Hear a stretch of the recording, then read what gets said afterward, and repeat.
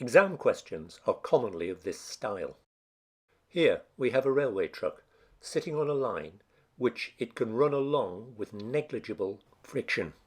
We're going to push it along this line at 3 meters a second, but there's another truck in the way. As they hit, the trucks stick together and move off together, an inelastic collision. And we're given the mass of the trucks. We have to find the velocity of the total.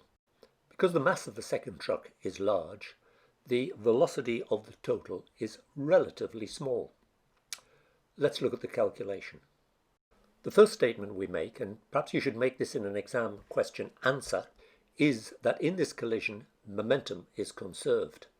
That means that the momentum before the collision and the momentum after the collision are the same. So the momentum before, which is the mass times the velocity of the first truck, 2000 times 3, before the collision the second truck isn't moving, so its momentum is 0.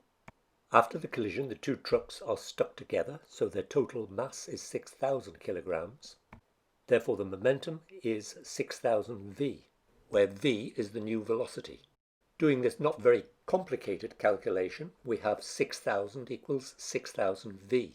Therefore v must be 1 meter per second. There are several other related video lessons on momentum. The links are shown here. Thank you for watching.